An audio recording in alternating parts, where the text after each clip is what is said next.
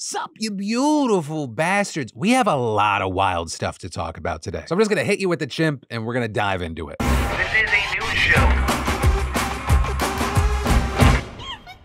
You know that cute thing where you have like an important meeting or an interview or something coming up and your partner puts an encouraging note in your lunch? Well, as it turns out, people also do that with checks to their hitmen. Because what I'm talking about right here is this crazy case of a Florida mom of two who allegedly plotted to murder her ex-husband for years. A woman who this week could be seen smiling and winking as she entered the courtroom to ask the judge to be released on bond. One of the wild details that has come out is that she and her current husband wrote good luck on a check written to the hitman that they allegedly hired to carry out her ex-husband's murder in 2022. Right, so this monster is Shanna Gardner. She is currently charged with first-degree murder, conspiracy to commit first-degree murder, solicitation to commit a capital felony, and child endangerment. Or to put it more simply, the chief allegation against her is that she and her current husband, a man by the name of Mario Fernandez, paid someone else $150,000 to kill her ex-husband, a Microsoft exec by the name of Jared Bridegan. While Gardner's trial hasn't actually yet started, this bond hearing today was very notable because it really brought a lot of clarity to what exactly the case is that the prosecutors have. So let me explain how we got here. One day in February of 2022, Bridegan dropped off their twins at his ex-wife and her husband's house. And then, on his way home, he came across a tire in the middle of a secluded road, with him then getting shot multiple times as he apparently attempted to move the tire out of the way. All while his then 2-year-old daughter, one of 2 children that he had with his new wife, was in the back seat, with his poor little girl telling police that she heard a boom boom and her daddy was sick after a shooting, according to a detective's testimony this week. And at the time, officials said that it was a miracle that the girl herself wasn't hit by the gunfire. But in any case, given the circumstances of Bridegan's murder, police quickly suspected that he had been lured to his death, calling it a targeted killing. And as the months passed with no official word from the investigation, the mystery behind this brazen execution of a Microsoft boss gained national attention. And with this, there was a lot of speculation swirling around Shanna Gardner, right? And a lot of that had to do with messy details of their divorce. Reportedly, their relationship ended after Bridegan found emails implying that his wife was having an affair with her CrossFit trainer. And court filings relating to the divorce reveal arguments ranging from where to send the kids to school to accusations of mental and financial manipulation. And then, last year, a man by the name of Henry Tenen was arrested on a slew of charges all directly related to the murder of Bridegan. And notably there, Tenen lived in a house once owned by Gardner's current husband, Mario Fernandez, with us eventually seeing Tenen pleading guilty to pulling the trigger and agreeing to testify against the other suspects. And so with that, it wasn't long before Mario Fernandez was arrested in connection with the murder. And finally, in August, Gardner herself was arrested and charged in what officials described as the cold, calculated, and premeditated murder of her ex-husband. And what we're learning today is that she was actually looking for someone to make this guy disappear for a long, long time, with a detective actually describing Gardner's and her husband's multi-year process of coming up with scenarios and plans to kill Bridegan. For example, they revealed text messages between Gardner and a friend saying things like, "I would happily watch them give him the lethal injection. We'll be dancing in the streets when he's gone. It gives me such great pleasure imagining slitting his throat." Like all of it just ringing like really bad, evil NPC dialogue. And while Gardner's attorney argued that, this is just a woman who is engaging in hyperbole, it becomes very important to note that along with the throat-slitting message, she also said, "I'm not even joking, I want him gone." Stupid and crazy is such a scary combination. But besides that, the text messages also showed that Gardner had told her friend that her husband had been stalking Bridegan, right, following him to learn his habits with the intention of killing him. Additionally, the detective testified that the friend had reached out to contacts on Gardner's behalf, asking if they could do magic or find a guy who does a permanent disappearing act. And multiple people came forward to say that they had been solicited by Gardner to kill Bridegan. With that finally bringing us back to the check, right? Because Tenen reportedly told detectives that a $5,000 check, which read "good luck" in the memo line, was the first of many payments that were disguised as an investment into his company, but they were actually a payment for the homicide. So all in all, with everything that we've seen so far, the case against Gardner seems pretty damning, but we are far away from a verdict. So while the legal system figures this out, I will pass this on to the court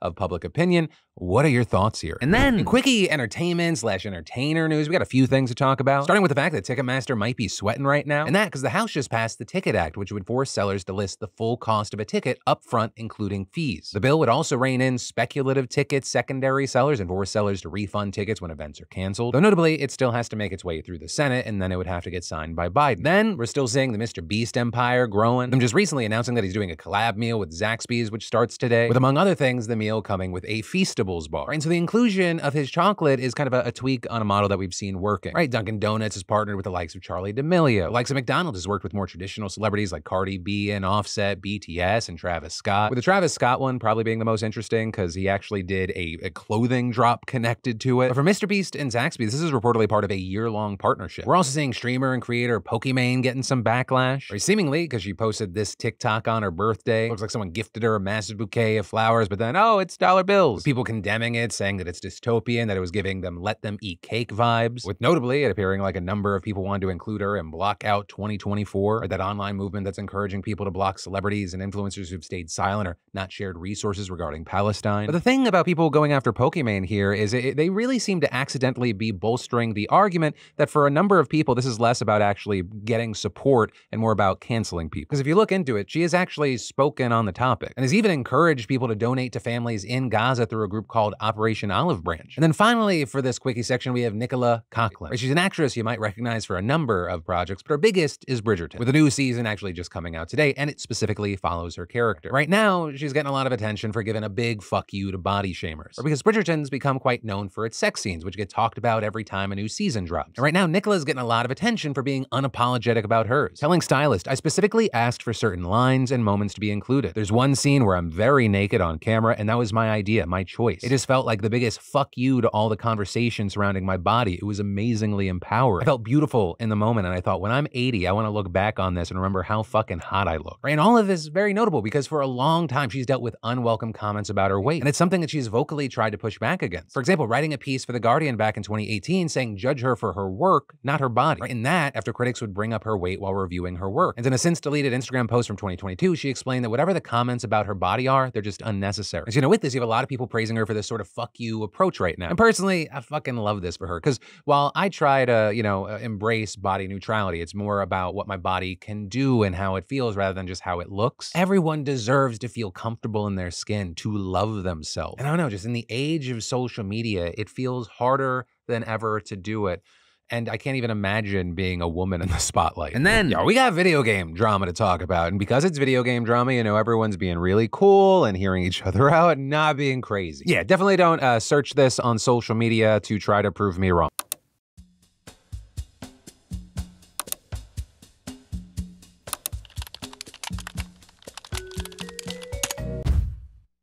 All of this starts with Ubisoft releasing the trailer for Assassin's Creed Shadows, with the franchise this time going to feudal Japan, and the main two characters are Naoe and Yasuke. And immediately, that seemed to piss off a lot of people, primarily because one was a Japanese woman and one was a black man, with a ton of people pointing like they just saw a ghost and crying, "Woke!" With people saying things like, Ubisoft goes to Japan, and instead of telling a unique story about Japanese people, it has to be DEI'd up. Good lord, I won't buy this game. And after waiting, 15 plus years for an Assassin's Creed in Japan, and we get to play as a black dude or Japanese woman only? No thanks, woke garbage. Or with some suggesting it just doesn't make historical or cultural sense to have a black protagonist. But also, a key thing is you have a ton of people pushing back, noting that Yasuke was an actual real person, so this is based on Japanese history, with Smithsonian Magazine explaining that he was the first black samurai and the first foreign-born warrior to enter samurai ranks. And while some details about his life are unclear, or some have questioned his rank, most outlets refer to him as a samurai, which is why you've seen people defending the choice to make him the lead character, arguing that both him and Naoe as leads is actually the best route they could have done. Having a native perspective on the time period and an outsider who had to assimilate to that culture, that could be a very interesting story. And this is you had a number of people saying, some of the backlash, not all of it, it's just simply racist. And others arguing for the people that are upset that they wanted a Japanese lead,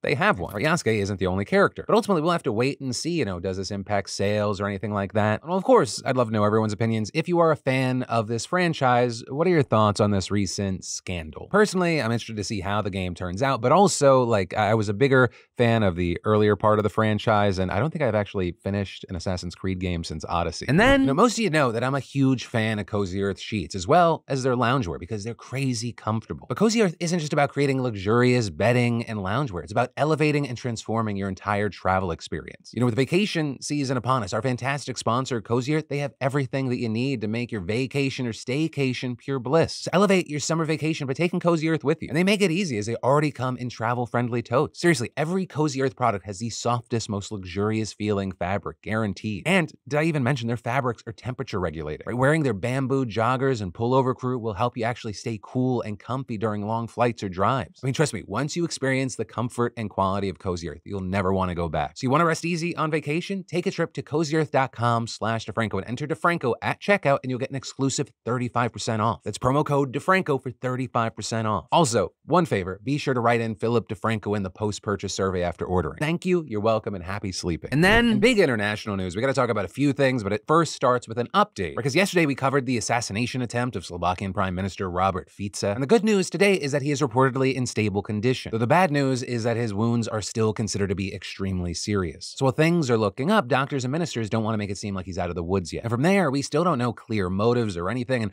authorities have only announced that the attacker has been charged with attempted murder. But as we learn more, we'll update from there. But then in other big international news, we got to talk about France, because a tiny island out in the Pacific is making massive headlines right now after days of riots have left 5 dead and hundreds injured. Right, and the place that we're talking about is the French territory of New Caledonia. And we're seeing locals there fighting against a bill in Paris that would heavily expand who can vote on the island, which sounds discriminatory, but the devil's in the details. Or for those who don't know, New Caledonia has a vibrant and active separatist movement, although it's never been the majority, and they've lost multiple independence referendums over the decades. However, one thing that they've managed to do is block anyone who has come after 1998 from being able to vote. So over the past 26 years or so, that's resulted in nearly 1/5 of the island's adult citizens not being able to vote, a situation that the French government in Paris has called absurd. So on Tuesday, they adopted a law that would make French citizens who have lived on the island for at least 10 years able to vote in provincial elections. However, a sizable chunk of the native Kanak people worry that this is going to further dilute their representation on their home island and kill any chances of independence ever, which has led to riots. But also with this, it should be mentioned that the biggest pro-independence party has actually denounced the riots and called for calm. But instead, these events have been organized by the Field Action Coordination Cell, which is also now in the sights of French officials who have declared a state of emergency and even banned TikTok on the island. And these riots aren't a joke either, with locals saying things like, the truth is that at night you can't even try to go out, and Caledonia will have a hard time recovering from this crisis. Riots have also led to France sending tons of security forces there and also led to more than just property damage. So far 3 Kanaks have died, a 22-year-old police official was shot in the head while talking to protesters. There was also another death of a French security officer due to an accidental shooting while getting ready to deploy. But also, these riots, they're not too surprising, as New Caledonia kind of was a powder keg. Beyond anger about this voting law, New Caledonia used to have a thriving nickel industry, which is now on the rocks, with that leading to like 20% of the population living below the poverty line. So there's a lot of simmering anger and frustration. Internationally, there have been calls for calm, with the Prime Minister of Vanuatu saying these events could have been avoided if the French government had listened. But this is the French government says they're open to discussions and want both pro and anti-independence leaders to meet in Paris soon. But also, at the same time, they're making some pretty big accusations like Azerbaijan is influencing the protests. So the Interior Minister provided no evidence for that claim, and Azerbaijan has denied it. And then, so South Dakota Governor Kristi Noem just got banned from roughly 20% of her state. And no, this is not connected to people worried that she was going to come to their house and shoot their dog. Instead, it's actually because 7 of the state's 9 tribes have banished her from their land, with an 8th also recommending but not yet implementing the same decision. And a key thing here is that this united effort, it comes after Noem has repeatedly alleged that tribes in the state have ties to drug cartels. Because we saw her back in January delivering a speech where she said that she would send resources to Texas to deter migrants crossing the U.S.-Mexico border, and claimed that cartels had infiltrated reservations in her state. Make no mistake, the cartels have a presence on several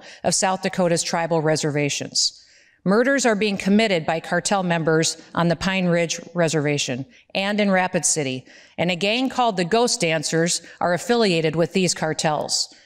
They have been successful in recruiting tribal members to join their criminal activity, and on the other side of the state, there is documented evidence of cartel activities on the Sisseton-Wahpeton Reservation and others. But when Noem was asked, hey, can you back up those claims, her office could only point to one cartel-related homicide on the Pine Ridge Reservation 8 years ago and refused to provide any proof for any recent murders or any connections to the Ghost Dancers, with tribal leaders saying they've never heard of this gang and banishing Noem from their lands. But that's not where it ended, because a few months later, she took it even further while speaking at a town hall event, claiming with zero evidence that tribal leaders were benefiting from drug cartels while also questioning their commitment to their children, implying the tribal leaders were more interested in profiting off a cartel crime and busy just targeting her politically, the poor victim, than improving the lives of their children. And again, when asked to just provide a shred of proof that tribal leaders were profiting from cartels, the governor's office just told reporters that drug cartel presence on Native American reservations has been documented in the news. And so after that, you had 3 other tribes banning Noem, with many requesting that she apologize for her remarks. But instead, she just continued to double down even more, repeatedly claiming that cartels are responsible for a range of crimes on reservations and calling for tribal leaders to banish them instead of her. At one point, she even went as far as to argue the tribes banishing her was proof that they were tied to or benefiting from cartels. And those comments have just continued in recent weeks. And so, we've seen the tribes prohibiting her from entering the lands, many tribal leaders condemning her remarks, some outright denying that cartels have a presence on reservations or accusing her of blowing the situation way out of proportion. And that's also been echoed by experts as well, with a judge who served for Native American tribes in the state telling NPR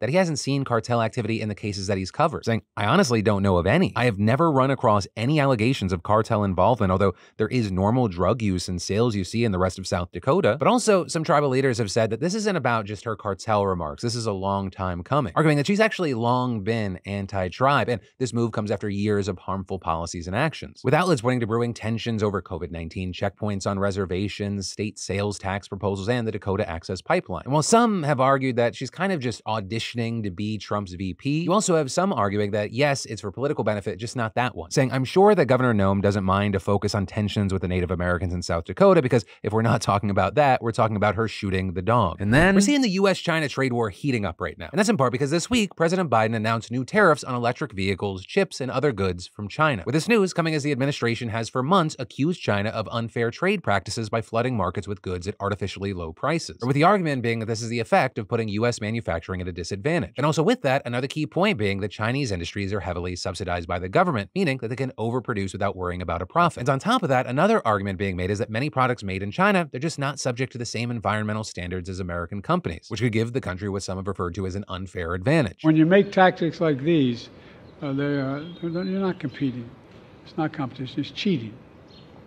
And we've seen damage here in America. And so as far as specifics, the changes notably include the tariff on electric vehicles from China being increased from 25 to 100%, with those on semiconductors being increased from 25 to 50%. And in addition to those, we'll also be seeing substantial increases on tariffs on lithium-ion batteries, solar cells, steel and aluminum products, and some medical supplies. So unsurprisingly, with this, China has pushed back strongly against the higher tariffs, with, for example, Wang Wenbin, a spokesman for the Chinese Ministry of Foreign Affairs, saying it will harm the world's green economic transition and climate action, and going on to claim that these are against a consensus that was reached last November by Biden and Xi. And, to that point, it is true that this is something of a reversal for Biden, where he once fiercely criticized Trump's tariffs on China, but now he's seemingly building on them. And actually with that, Trump commented on the tariff increases, right, while outside the courtroom on the 17th day of his hush money election interference trial, saying, where have you been for the last 3.5 years? They should have done it a long time ago, and adding they have to do it on a lot of other products. So with that, there are considerable differences between Trump and Biden's approach to the trade war. Right, if you look back, Trump routinely raised tariffs on Chinese goods during his 4 years in office, with Trump also now proposing a 60% or more tariff on all Chinese imports and warning that the U.S. auto industry will face a bloodbath if he loses his election in November. And in fact, he's actually called for an indiscriminate 10% tariff across all imports. But there, Biden argues that Trump's across-the-board tariffs, they would raise prices for American consumers, with others saying that Biden's looking to increase production and jobs in a specific group of emerging high-tech industries, including the electric vehicles industry. And with that, the U.S. has now also hinted at the possibility of imposing additional penalties on Chinese makers of electric vehicles if they move their production to Mexico, right, in an effort to get around these new tariffs. But in the meantime, we're going to have to wait to see what this does both internationally and for American jobs, the economy, and inflation. And then, to be honest, I used to only think of Grammarly as like a spelling and a grammar tool, but also, it's got some powerful AI features that a lot of people don't know about. And really, no matter what type of work that you do, strong writing and communication, it's key to getting work done well. So thank you, Grammarly, for that, but also for being a fantastic sponsor of the PDS, right? Because Grammarly works where you work. No more copying and pasting unlike other AI tools. And the free version of Grammarly actually gives you access to their amazing AI features. For example, you can plan a summer trip, rewrite your writing to be shorter, more formal, but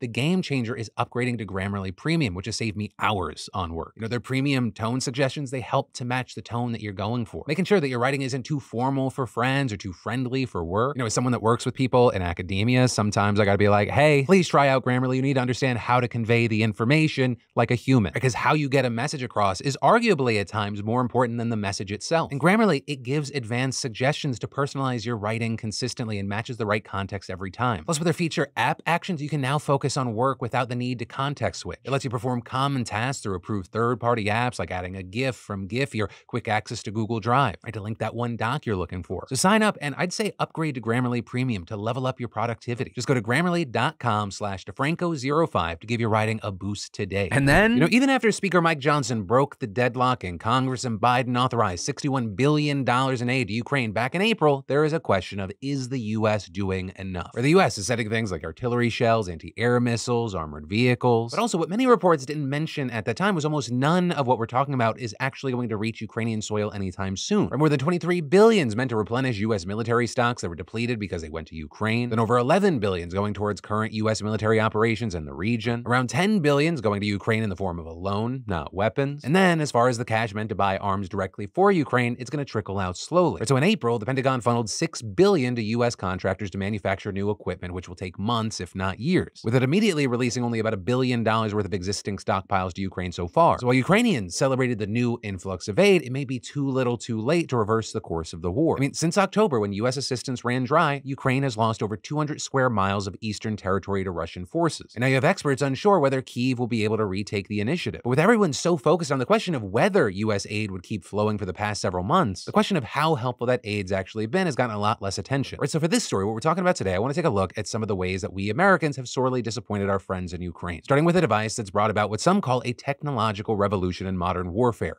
Drones. Right, the conflict in Ukraine is the first war to feature small drones as a central part of the battlefield. Right, and I don't mean the big winged kind that fly at 30,000 feet and fire missiles at targets on the ground. Rather, I'm talking about these small commercial kind that drop off your Amazon package or take cool YouTube videos. Because those things, they cost a fraction of an artillery shell. They can be mass produced and they are extremely effective at what they do. Right, people can just strap a bomb to one of these things, fly it into a tank, a truck, a group of soldiers. They don't even know what hit them. Potentially knock it out a several $million piece of armor with something that's literally held together by duct tape. And around the middle of the war, these little bastards were giving Putin the ass whooping that he deserves, with the Russian offensive in winter of 2022-2023 stalling after drones helped shred columns of tanks and armored vehicles. Or in other cases, surveillance drones pinpointed targets for rockets and artillery. And then in the summer, that pattern flipped, with the Ukrainian counteroffensive stalling because every time they gathered more than a few tanks and infantry fighting vehicles together, Russian surveillance drones spotted them and called in the artillery, chopper fire, and attack drones, causing enemy forces to disperse into smaller units. And so with all this, some observers have concluded that this new technology alters the traditional logic of warfare. The way conventional fighting usually works is that both sides confront each other on the battlefield. They set up their fortifications and they try to push the other back. But if neither one can get the upper hand, they basically sit still and they look for opportunities to make a breakthrough. Right? That being when one side quickly concentrates its forces at one point on the front before the other can react, then punching through, forcing the enemy to retreat. But now, with surveillance drones buzzing around everywhere, feeding real-time intelligence on enemy troop movements back to headquarters, it has become much harder to hide large concentrations of soldiers from the enemy. And once they spot you, it's only a matter of minutes before the missiles, artillery, or kamikaze drones come flying in. So amassing the forces necessary to create a breakthrough on the front, it's challenging in a way that it's never been before, which also may be one reason why both sides have struggled to make rapid territorial gains in Ukraine. And it's certainly a big reason why Ukraine withdrew US M1 Abrams tanks from the front lines recently, meaning these $10 million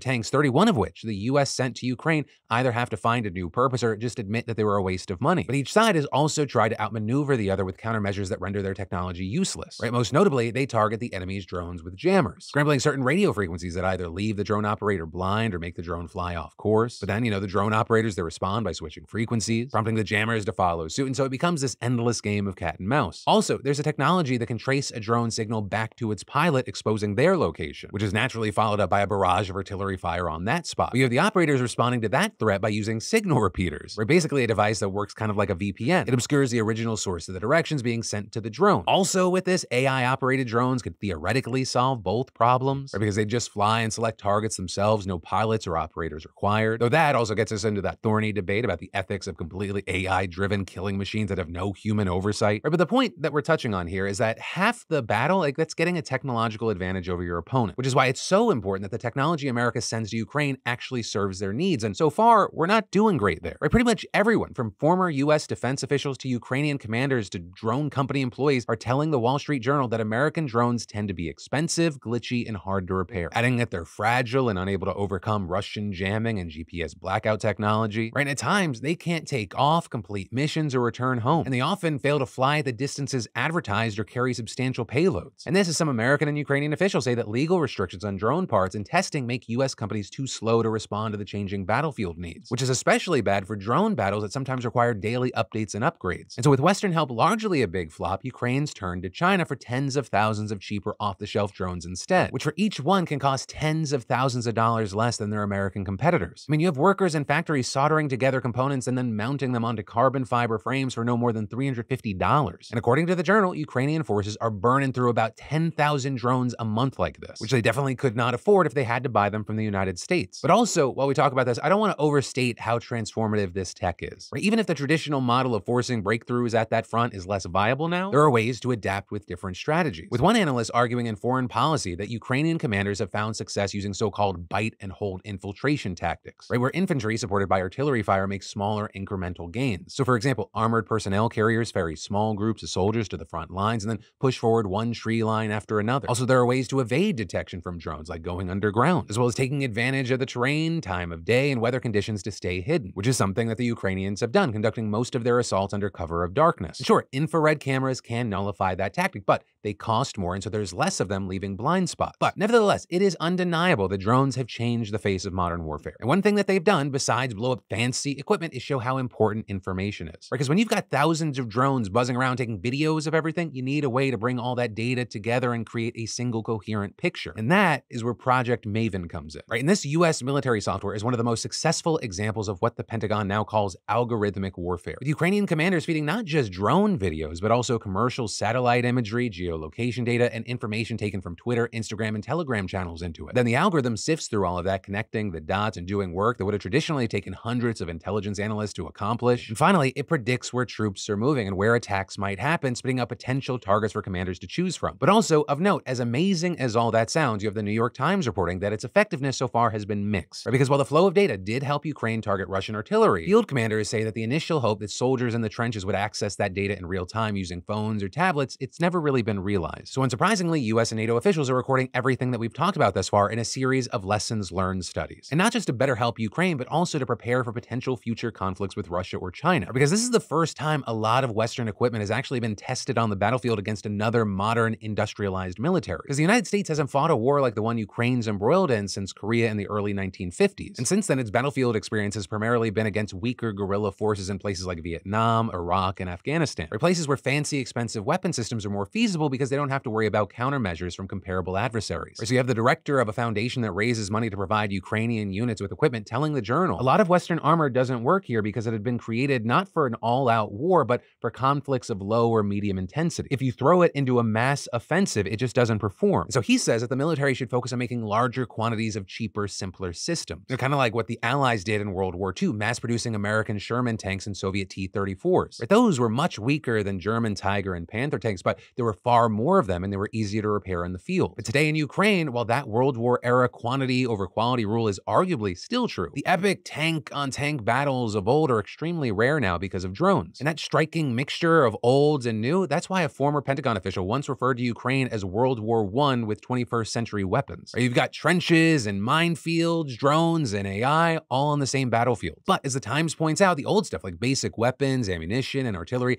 they're just as, if not more important for winning the war than the new toys. So that's why I really want to clarify and hit that even as disappointing as much of the Western aid has been, it is still a total game changer for Ukraine, and the latest package approved in April could rescue their defenses, which gives us all the more reason to study our mistakes and improve. And by us, I actually mean the Pentagon, Lockheed Martin, Raytheon, Boeing, and pretty much all the assholes that I'm usually criticizing. Because yeah, I mean, that's actually how the world is run.